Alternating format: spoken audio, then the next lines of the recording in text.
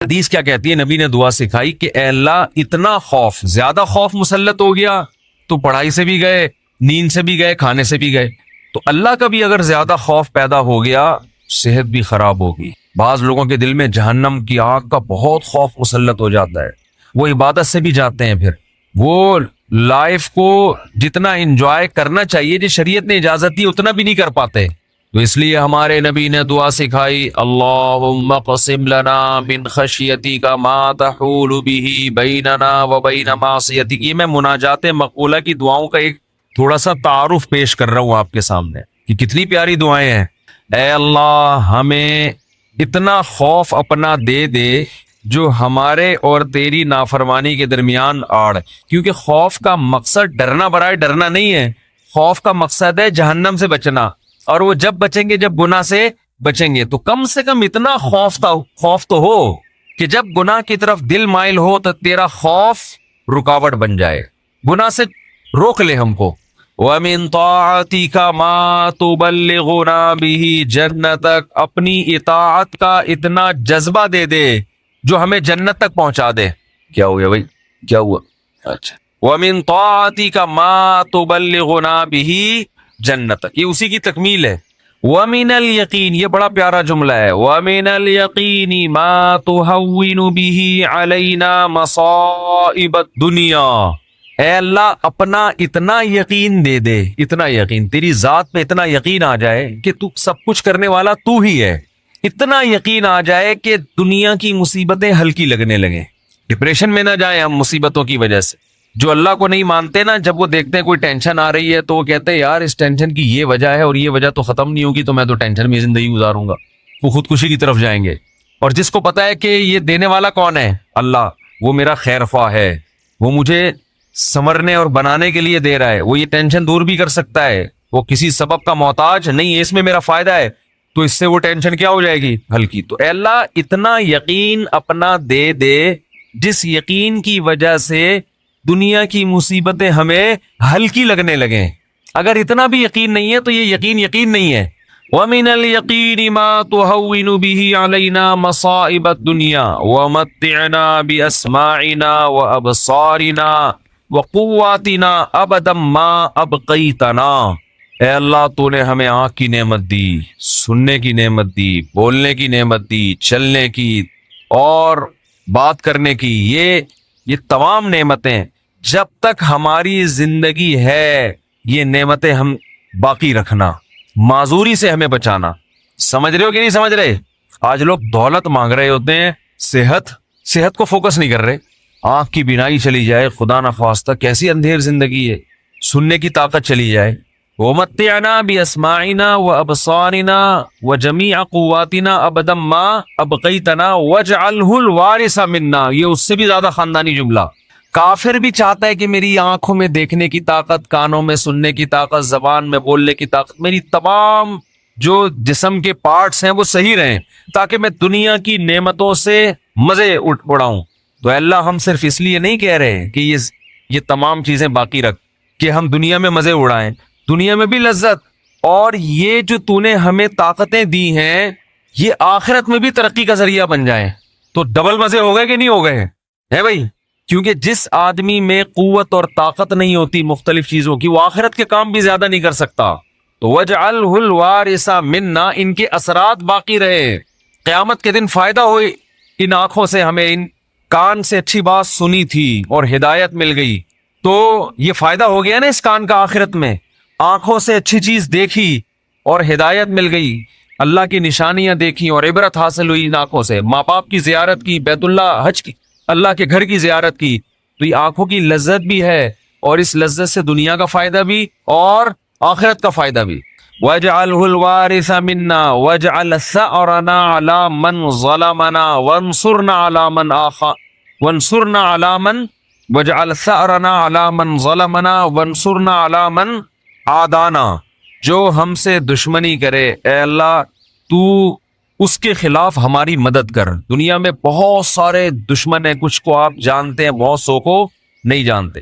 وَلَا تَجْعَلْ مُصِيبَتَنَا فِي دِينِنَا. اے اللہ اگر کوئی مصیبت مقدر میں ہے ہی تو وہ دنیا کی طرف پھیر دینا، دین ہمارا اس سے محفوظ رکھنا. دنیا کی مصیبت ختم ہو جاتی ہے. دین پہ کوئی نقصان اگر ہو گیا اس کے اثرات ہمیشہ ہمیشہ رہیں گے. وَلَا تَجْعَلْ مُصِيبَتَنَا فِي دِينِنَا وَلَا تَجْعَلِ الدُّنْيَا أَكْبَرَ هَمِّنَا. یہ جب مانگا کرے نا خوب شوق سے، اس کا مفہوم سوچ سوچ کے، اے اللہ دنیا ہمارا بڑا غم نہ بنا دینا. کہ ہماری بڑی چاہت ہی کیا ہو. آج آپ دیکھیں، آپ کسی سے پوچھیں تجھے دنیا میں سب سے بڑی ٹینشن کیا ہے، وہ کیا بزنس. تیرا سب سے بڑا مسئلہ کیا ہے، صحت. تیرا سب سے بڑا مسئلہ کیا ہے، بیوی ٹھیک ہو جائے. تیرا سب سے بڑا مسئلہ کیا ہے جو تو چاہتا ہے، یار میرا سب سے بڑا مسئلہ ہے میری شادی ہو جائے. تیرا سب سے بڑا مسئلہ کیا ہے، یار ابا ٹھیک ہو جائیں. تیرا سب سے بڑا مسئلہ کیا ہے، یار میرے بال نہیں ہے سر پہ، میں سارا دن اسی کوشش میں لگا رہتا ہوں سر پہ بال نکل آئے. بھائی تیرا سب سے بڑا مسئلہ کیا ہے، بھائی مجھے اللہ نہ کرے کینسر ہے، میرا سب سے بڑا مسئلہ اس وقت یہ بن چکا ہے میرا کینسر کسی طرح سے ٹھیک ہو جائے. بھائی تیرا سب سے بڑا مسئلہ کیا ہے. یہ لوگوں کی آپ سروے کریں تو یہی ہوگا نا. سمجھ میں آ رہی ہے بات. اکبر ہمینا کا مطلب سب سے بڑا مسئلہ، سب سے بڑی ٹینشن. بھائی تیرا سب سے بڑا مسئلہ کہ یار میرے بچے میرے قابو میں نہیں ہیں، میری سب سے بڑی خواہش ہے میرے بچے انسان کے بچے بن جائیں. بھائی تیرا سب سے بڑا مسئلہ کیا ہے، بھائی اس کا سب سے بڑا مسئلہ اس کو خدا نخواستہ فالج ہوا ہوا ہے، اس کی ابھی سب سے بڑی کوشش یہی ہے کہ فالج ٹھیک ہو جائے اس کا. نبی دعا سکھا رہے ہیں یہ کبھی بھی ہمیشہ اللہ سے پناہ مانگو، اے اللہ یہ چیزیں میرے مسئلے تو رہیں، سب سے بڑے مسئلے نہ رہیں. سب سے بڑا مسئلہ ایک ہی ہو، آخرت. بھائی یہ مسئلہ ختم ہو گیا، کوئی دوسرا مسئلہ آ جائے گا آپ کے ساتھ. کیا خیال ہے؟ ادھر میری طرف دیکھیں، ادھر کیوں دیکھ رہے ہیں؟ ابھی آپ کا سب سے بڑا مسئلہ ہے میرا بیان سنیں آپ بیٹھے. اچھا مجھے کچھ اس وجہ سے دیکھ رہے تھے آپ مجھے. اچھا ٹھیک ہے ٹھیک ہے، میں اس میں دیتا ہوں دعا میں. اچھا میں جمعے کی نماز کی بات ہے. تو سب سے بڑا مسئلہ جو میرا اور آپ کا ہو تو حدیث میں آتا ہے کہ اللہ سے دعا مانگو لا تجعل الدنیا اکبر ہمنا. اے اللہ یہ دنیا کے جو بکھیڑے اور مسائل ہیں یہ ہمارا سب سے بڑا مسئلہ نہ ہو. سب سے بڑا مسئلہ ہمارا ایک ہو، بھائی کینسر ٹھیک ہو یا نہ ہو، آخرت صحیح ہو جائے. ہم نے ایسے علماء کو دیکھا ہے موت کے وقت شفا کی زیادہ فکر نہیں ہے ان کو کہ میں ٹھیک ہو جاؤں، فکر یہ ہے کہ بھلے مر جاؤں لیکن مغفرت ہو جائے آخرت میں. ہمارے ایک استاذ تھے 45-50 سال بمشکل ان کی عمر ہوگی، بیمار ہو گئے بہت سخت. تو میں جب بھی ان سے ملنے کے لیے جاتا ان کی عیادت کے لیے، عام طور پہ جب آپ بیمار کی عیادت کے لیے ملے تو بس وہ ایک ہی چیز کر رہا ہوگا، یار میں ٹھیک ہو جاؤں، بس میں ٹھیک ہو جاؤں، بس میں ٹھیک ہو جاؤں، فلاں ڈاکٹر. وہ اس کے علاوہ اس کی کوئی چاہت نہیں ہوتی. ہم جب ان سے ملنے کے لیے گئے تو بڑی شدید تکلیف میں، نلکیاں لگی ہوئی ہیں، ڈرپ چڑھ رہی ہے، بہت کمزور ہو گئے. ہم نے کہا کیسی طبیعت ہے؟ کہہ رہے ہیں طبیعت ٹھیک نہیں ہے، دعا کرو اللہ مجھے شفا دے دے. پھر تھوڑی دیر میں کہنے لگے بس دعا کرو اللہ مجھ سے آخرت میں حساب نہ لے. ہر تھوڑی دیر کے بعد بھائی اگر میری زندگی ختم ہو رہی ہے تو بس دعا کرو اللہ مجھ سے آخرت میں حساب نہ لے. دنیا دار آدمی کہتا ہے بس ختم ہو رہی ہے تو نہیں، ختم نہیں ہو، بس یہ دعا کرو، یہ میں مرنا نہیں چاہتا بھائی میں کسی بھی قیمت پہ. وہ اللہ سے مانگ بھی رہے ہیں کہ شفا، ہم اللہ کے بندے ہیں، ہم نے اللہ کے سامنے یہ تھوڑی کہنا ہے کہ اللہ تیری مرضی ٹھیک کرتا ہے تو کر دے، نہیں تو نہیں. یہ نہیں، ہم نے تو دعا تو یہی مانگنی ہے اللہ ہم کمزور ہیں ٹھیک کر دے. بڑا مسئلہ اس سے بھی بڑا ہے. وہ کیا ہے؟ آخرت. کمپیئر ہے، کمپیریٹیو ڈگری ہے. اگر کوئی مسئلہ آپ کا سب سے بڑا ہے تو آخرت اس سے بھی بڑا مسئلہ ہونا چاہیے. اگر آپ کا مسئلہ آپ کی بیگم ہے تو آخرت اس سے بھی بڑا مسئلہ ہونا چاہیے. اکبر ہمنا، سب سے بڑا مسئلہ میرا اور آپ کا کیا ہونا چاہیے؟ اللہ. اب یہ ہم کبھی بیان میں سن لیتے ہیں لیکن جب آپ پراپر یہ دعائیں مانگتے رہیں گے، اے اللہ میرا سب سے بڑا مسئلہ دنیا نہ ہو، تو دل پہ اثر ہوگا کہ نہیں ہوگا؟ اس کا استحضار ہوگا کہ نہیں ہوگا کہ میں تو اللہ سے بار بار یہی مانگتا ہوں کہ میرا سب سے بڑا مسئلہ دنیا نہ ہو، اور آج میں نے سب سے بڑا مسئلہ اس کو بنایا ہوا ہے. وَلَا تَجْعَلِ الدُّنْيَا أَكْبَرَ هَمِّنَا وَلَا مَبْلَغَ عِلْمِنَا. میری نالج کی انتہا بھی دنیا نہ ہو. آپ کی نالج گھوم پھر کے کس کی طرف آتی ہے؟ دنیا کی طرف. تو اس کا بھی وہی مفہوم ہے جو پہلے والے جملے کا مفہوم ہے. وَلَا مَبْلَغَ عِلْمِنَا وَلَا غَایَةَ رَغْبَتِنَا وَلَا تُسَلِّطْ عَلَيْنَا مَن لَّا يَرْحَمُنَا. اے اللہ کوئی ایسا شخص ہم پہ مسلط نہ کر جو ہم پہ رحم نہ کرے. ہر آدمی کے اوپر کوئی نہ کوئی ہوتا ہے. آپ گھر کے سربراہ ہیں تو عورت کے اوپر آپ مسلط ہیں، وہ یہ دعا مانگ سکتی ہے. آپ دفتر میں جاتے ہیں تو آپ کا باس آپ پہ مسلط، علاقے کا ناظم آپ پہ مسلط، صدر وزیر اعظم آپ پہ مسلط. تو اللہ جو بھی ہمارے بڑے ہیں ان کی طبیعت میں رحم کا جذبہ رکھ. ولا تسلط علینا من لا یرحمنا ولا لا تجعل الدنیا اکبر ہمنا ولا مبلغ علمنا ولا غایت رغبتنا ولا تسلط علینا من لا یرحمنا. یہاں تک دعا ہے یہ، اور بہت ساری دعائیں ہیں. اللہم اجعل حبک احب الاشیاء الی. اے اللہ میں دنیا میں جتنی چیزوں سے محبت کرتا ہوں، میں نہیں کہہ رہا کہ وہ محبت ختم کر دے، اپنی محبت ان تمام چیزوں پہ غالب کر دے. سب سے محبت ہو، لیکن جہاں تیری محبت اور مخلوق کی محبت میں ٹکراؤ ہو، وہاں غالب کون ہو؟ تیری محبت. کیا مطلب؟ کبھی کسی کو خوش کرنے کے لیے تجھے ناراض کرنا پڑے تو اس کو ناراض کر دوں، تجھے ناراض نہ کروں. جس سے زیادہ محبت ہوتی ہے اس کے لیے چھوٹے محبوب کو انسان ناراض کر دیتا ہے، چھوٹے کے لیے بڑے محبوب کو انسان ناراض نہیں کرتا. یہ نہیں ہوتا. وَاجْعَلْ خَوْفَكَ أَخْوَفَ الْأَشْيَاءِ إِلَيَّ. اے اللہ دنیا میں بہت ساری چیزیں ایسی ہیں جن سے انسان خوف زدہ ہوتا ہے، اور ہونا چاہیے. تو میں یہ نہیں کہتا چیزوں کا خوف ہی ختم کر دے، لیکن اپنے خوف کو ان تمام خوفوں پہ غالب کر دے. اپنے خوف کو ان تمام خوفوں پہ، جہاں تیری نافرمانی ہو وہاں کسی سے نہ ڈروں میں. جو اکھاڑنا ہے اکھاڑ لو بھائی، نماز نہیں چھوڑ سکتا میں. ہوتا ہے نا، باس کہہ رہا ہوتا ہے آپ کو اجازت نہیں ہے نماز پڑھنے کی، بھائی آپ نے جو اکھاڑنا ہے اکھاڑ لو.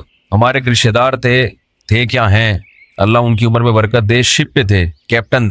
تو ان کے والد صاحب اتنا بیمار ہوئے کہ ہمارے نانا ہی، بتانے میں کوئی حرج نہیں ہے، بیمار ہوئے نانا ہمارے، یعنی اب ظاہر ہے میں ماموں کی بات کر رہا ہوں نا، پھر یہ تو بیمار ہو گئے. وہ ان کو اطلاع دی گئی شپ پہ کہ آپ کے والد صاحب بستر مرگ پر ہیں، بس اب دنیا سے جانے والے. انہوں نے کمپنی کو کہا کہ میرے والد صاحب کی طبیعت بہت خراب ہے، میں اس آخری وقت میں اپنے باپ کے ساتھ ہونا چاہتا ہوں. وہ بتا رہے تھے خود. کمپنی نے کہا کہ چھٹی نہیں ہے آپ کو. انہوں نے کہا ایسی کی تیسی.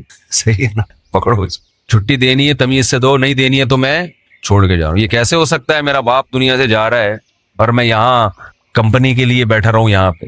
کمپنی بعد میں ہے، باپ کون ہے؟ پہلے ہے. خیر وہ دے دی ان کو تمیز سے چھٹی. انہوں نے تھوڑی بدماشی بھی کرنی پڑتی ہے. تو بھائی چھٹی دو مجھے، نہیں تو رکھو کسی دوسرے بندے کو، یہ میرا ہیڈک نہیں ہے. غیرت ختم نا، مارکیٹ میں غیرت ہی نہیں ہے.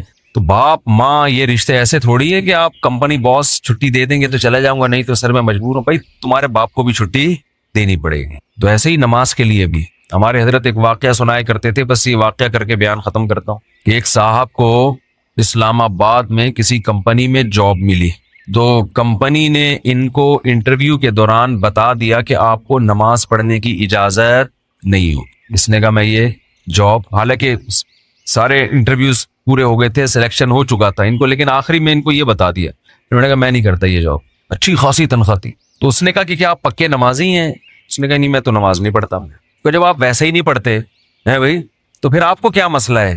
اس نے کہا میں ویسے ہی نہیں پڑھتا، سست ہوں، کاہل ہوں، تمہارے مشورے پہ میں نماز چھوڑ دوں یار؟ کمپنی کے کہنے پہ میں چھوڑ دوں؟ خدا کہے گا نا کہ تیرا دل اپنا ہی نہیں چاہتا تھا، ہے بھائی تیرا اپنا دل نہیں چاہتا تھا تو نالائق تھا، لیکن اب کمپنی اور خدا کا مقابلہ ہو رہا ہے تو اس کو تو نے خدا بنا لیا ہے. یعنی ہم اتنا پروٹوکول تھوڑی کمپنی کو دیں گے، باس کو دیں گے کہ تو کہہ دے نماز چھوڑ دو، تو ہمارا باپ ہے جو تو کہہ دے یہ کام تو ہم باپ کے کہنے پہ ہی. اگر آپ کا نماز پڑھنے کا موڈ ہوا اور ابا کہہ رہے نہیں پڑھو، ایسے موقع پہ آدمی کہتے ہیں ابا میرا آج تو میرا موڈ بن گیا، میں کیسے چھوڑ دوں نماز؟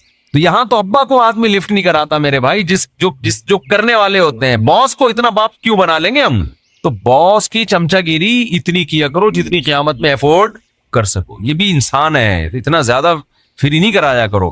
میں یہ نہیں کہہ رہا اپنے باس سے بدتمیزیاں شروع کر دیں، آپ بد کلامیاں شروع کر دیں، عزت دینی چاہیے، لیکن اللہ سے آگے تھوڑی نکالنا ہے اس کو، اللہ سے آگے تھوڑی رکھنا ہے. تو ہمارے حضرت کو وہ بڑا پسند آیا بے نمازی. کہا کہ دیکھو غیرت ہے اس میں. اتنی بڑی جاب ٹھکرا دی اس نے. بولا بھائی تمہارے کہنے سے یعنی میں اس لیے اب نماز نہیں پڑھ رہا کہ کمپنی کی طرف سے اجازت نہیں ہے. تو کمپنی کون ہوتی ہے مجھے روکنے والی؟ تم چند لاکھ روپے تنخواہ دے کے تم نے ہمیں غلام بنا لیا ہے. تو اگر ہم اللہ کی نہیں مانتے تو تمہاری بھی نہیں مانتے. ٹھیک ہے نا؟ تو تمہاری تو ہم پہلے ٹھکرائیں گے.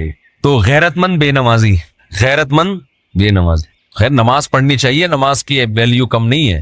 تو یہ ہے وَجْعَلْ خَوْفَكَ أَخْوَفَ الْأَشْيَاءِ إِلَيَّ وَقْتَ عَنِّي حَاجَاتِ الدُّنْيَا بِالشَّوْقِ إِلَىٰ لِقَائِكَ. اے اللہ اپنی ملاقات کا شوق اتنا دے دے کہ دنیا کی حاجتوں کی تمنا نہ رہے. اتنا شوق ہو جائے کہ اس دنیا میں سب سے بڑا شوق ہی یہ بن جائے. تو پھر یہ ثانوی درجے میں ہو. اور آخری جملہ اس دعا کا وَإِذَا أَقْرَرْتَ أَعْيُنَ أَهْلِ الدُّنْيَا مِن دُنْيَاهُمْ فَأَقْرِرْ عَيْنِي مِنْ عِبَادَتِكَ۔ اے اللہ، جب لوگوں کی آنکھیں اس دنیا سے ٹھنڈی ہوں، کسی کا کو پتا چلا کہ بھی بحریہ ٹاؤن میں 3 پلاٹ اس کے نام نکل آئے، آنکھیں ٹھنڈی ہو گئی، بتاتا پھر رہے ہو بھائی ماشاءاللہ ادھر رشتہ ہو گیا، ہاں بھائی مفتی صاحب کا بیان اثر کر گیا ہے، آنکھیں ٹھنڈی ہوتی نا، گاڑی آ گئی، پیسہ آ گیا، تو اے اللہ اس وقت میری آنکھیں اپنی عبادت میں ٹھنڈی کرنا، مجھے عبادت کی ایسی لذت دے دے، اپنے سامنے راز و نیاز اور مناجات کی، اور اپنے سامنے دعا مانگنا اور نماز پڑھنا اور تیری تلاوت کرنا اور تیری عبادت کرنا، تیرے سے تعلق ایسا ہو جائے کہ میری آنکھیں دنیا سے ٹھنڈی نہ ہو، مجھے مزہ کس میں آئے؟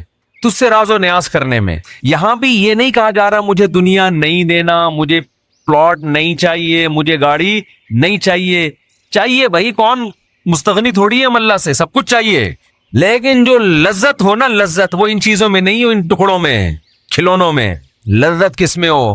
آخرت میں، تجھ سے تعلق میں۔ تو وہ خرید لیں مناجات مقبولہ، کیونکہ دعائیں تو بہت ہیں نا، ہم کن کن دعاؤں پہ بیان کرتے ہیں۔